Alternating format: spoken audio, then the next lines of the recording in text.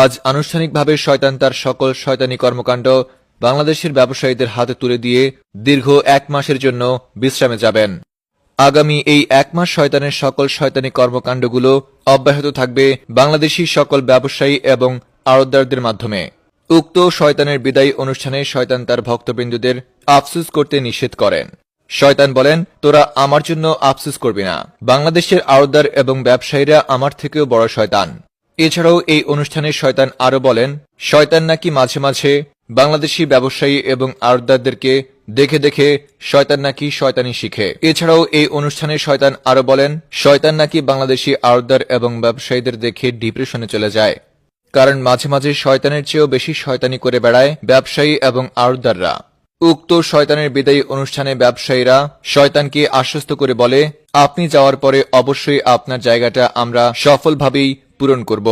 তারা বলেন, ইতিমধ্যেই তারা তাদের শয়তানি কর্মকাণ্ড চালু করে দিয়েছে। ব্যবসায়ীরা শয়তানকে আশ্বস্ত করে বলেন, ইতিমধ্যেই তারা চিনি, পেঁয়াজ, ছোলা এবং চাল ডাল সহ নানা খাদ্যদ্রব্যের দাম বৃদ্ধি করে শয়তানি কর্মকাণ্ডের সূচনা করে দিয়েছে। তাই শয়তানকে এ ব্যাপারে নিশ্চিন্ত থাকতে বলেছেন ব্যবসায়ীরা। বিস্তারিত দেখুন রিপোর্টার ইবলিশ শয়তানের রিপোর্টে। আজ প্রথম রমজান। আজকে আল্লাহ রাব্বুল আলামিন শয়তানকে বন্দী করে ফেলবেন। কিন্তু শয়তানকে বন্দী করে ফেললে পুরো রমজান মাস শয়তানি করবে কে? সেই কথা বিবেচনা করে শয়তানের ভক্তবৃন্দ আজকের এই দিনে শয়তানের বিদায়ী অনুষ্ঠানের একটা আয়োজন করেন এবং শয়তানের এই বিদায়ী অনুষ্ঠানে শয়তানের পরিবর্তে কে শয়তানি করবে সে বিষয়ে একটা সিদ্ধান্ত গ্রহণ করা হয়েছে। অবশেষে জানা গেছে শয়তান তার সকল শয়তানি দায়িত্ব বাংলাদেশের ব্যবসায়ী এবং আড়তদারদের কাঁধে তুলে দিয়ে এই পুরো রমজান মাস বিশ্রামে চলে যাবে। তবে এই অনুষ্ঠানে শয়তানের বিদায় বেলায় শয়তানের কিছু ভক্ত শয়তানের জন্য কান্নাকাটি শুরু করে দেয় এবং শয়তানের জন্য আফসোস শুরু করে দেয়।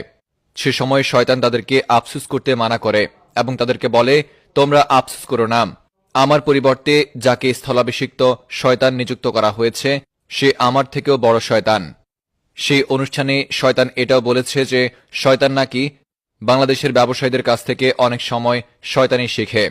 তখন শয়তান এটাও বলেছে যে শয়তান নাকি মাঝে মাঝে বাংলাদেশের ব্যবসায়ী এবং আড়তদারদেরকে দেখে ডিপ্রেশনে চলে যায়, কেননা বাংলাদেশের ব্যবসায়ীরা এত এত শয়তানি করে যে তাদের দেখে শয়তান মাঝে মাঝে নিজের উপর কনফিউজ হয়ে যায় এবং কনফিউজ হয়ে নিজেকে নিজে জিজ্ঞেস করে কি আসল ইবলিস।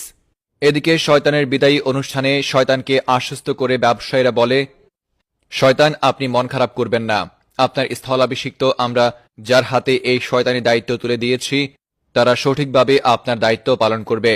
এমনও হতে পারে তারা কদিন পরে আপনার থেকে বেশি শয়তানি করে আপনার উপর টিক্কা দিয়ে বসবে। এদিকে ব্যবসায়ীরা সেই অনুষ্ঠানে শয়তানকে আশ্বস্ত করে বলে, শয়তান তুমি কোনো চিন্তা করবা না, আমরা ইতিমধ্যে আমাদের কর্মসূচি শুরু করে দিয়েছি। আমরা ইতিমধ্যে রমজানের আগে মধ্যবিত্তের নাগালের বাইরে নিয়ে গেছি খাদ্যদ্রব্য।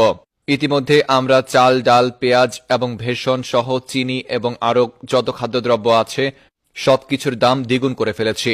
আপনি কোনো চিন্তা করবেন না।